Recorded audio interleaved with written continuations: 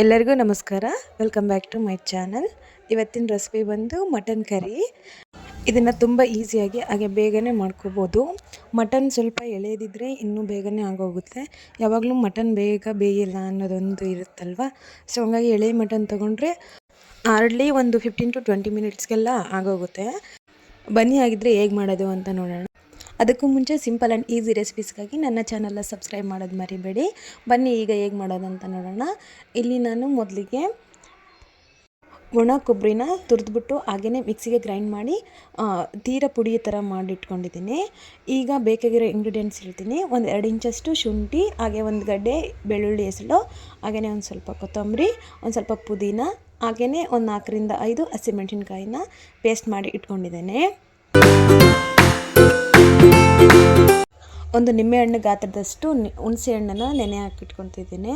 ಈಗ ಎಲ್ಲನೂ ರೆಡಿ ಆಯಿತು. ಈಗ ಒಲೆ ಮೇಲೆ ಕುಕ್ಕರ್ನ ಇಟ್ಟು ಅದಕ್ಕೆ ಒಂದು ಸ್ವಲ್ಪ ಎಣ್ಣೆನ ಹಾಕಿ ಎಣ್ಣೆನ ಕಾಯ್ಲಿಕ್ಕೆ ಬಿಡಿ. ಎಣ್ಣೆ ಕಾದಾದ್ಮೇಲೆ ಮಟನ್ನ ಆ್ಯಡ್ ಮಾಡಬೇಕು. ಈಗ ಎಣ್ಣೆ ಕಾದಿದೆ, ಇವಾಗ ಮಟನ್ನ ಆ್ಯಡ್ ಮಾಡ್ತಿದ್ದೀನಿ. ಎಣ್ಣೆಲ್ಲ ಹಾಕಿದ ಮೇಲೆ ಎಣ್ಣೆ ಜೊತೆ ನೀಟಾಗಿ ಮಿಕ್ಸ್ ಮಾಡಿ. ಅದು ಬೇಗನೆ ತಳ ಹಿಡಿಯುತ್ತೆ. ಚಿಕನ್ ಆಗಲಿ ಮಟನ್ ಆಗಲಿ ಬಿಸಿ ಪಾತ್ರೆಗೆ ಬೇಗನೆ ಅಂಟ್ಕೊಂಡ್ಬಿಡುತ್ತೆ. ಸೊ ಎಣ್ಣೆಲಿ ಹಾಕಿದ ತಕ್ಷಣ ಒಂದ್ಸರಿ ನೀಟಾಗಿ ಮಿಕ್ಸ್ ಮಾಡಲೇಬೇಕು. ನೀಟಾಗಿ ಮಿಕ್ಸ್ ಮಾಡಿದ್ಮೇಲೆ ಒಂದು ಸ್ವಲ್ಪ ಹೊತ್ತು ಚೆನ್ನಾಗಿ ಬೇಯಿಸ್ಕೊಳ್ಳಿ. ಅದೆಲ್ಲ ನೀರೆಲ್ಲ ಬಿಟ್ಕೊಳ್ಳುತ್ತೆ. ಅದು ನೀರೆಲ್ಲ ಬಿಡೋವರೆಗೂ ಏನೇನೋ ಹಾಕ್ಬೇಡಿ.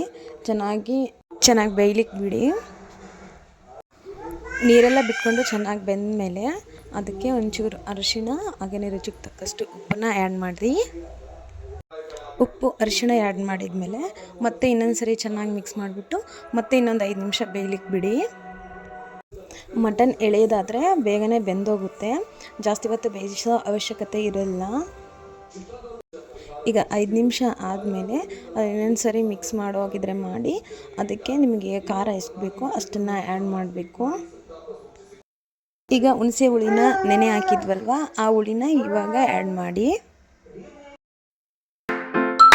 ಹುಣಸೆ ಹುಳಿ ಹಾಕಿದ ಮೇಲೆ ಪೇಸ್ಟ್ ಏನು ಮಾಡಿಟ್ಕೊಂಡಿದ್ವೋ ಅದನ್ನು ಇವಾಗ ಆ್ಯಡ್ ಮಾಡಿ ಅದನ್ನು ಸಹ ಮಿಕ್ಸ್ ಮಾಡಬೇಕಾಗುತ್ತೆ. ಈಗ ಒಣ ಕೊಬ್ಬರಿ ಏನಿತ್ತೋ ಅದನ್ನು ಸಹ ಆ್ಯಡ್ ಮಾಡಿ. ಹಾಗೆಯೇ 1 ಸ್ಪೂನಷ್ಟು ಮಟನ್ ಮಸಾಲಾನ ಹಾಕಿ 1-2 ವಿಸಿಲ್ ಕುಕ್ಕರ್ನ ಕೂಗಿಸಿದ್ರೆ ಮಟನ್ ಕರಿ ರೆಡಿಯಾಗಿ ಹೋಗುತ್ತೆ. ಇದನ್ನು ಚಪಾತಿ, ರೊಟ್ಟಿ, ಮುದ್ದೆ ಹಾಗೆ ಅನ್ನ ಜೊತೆನೂ ತಿನ್ಬೋದು.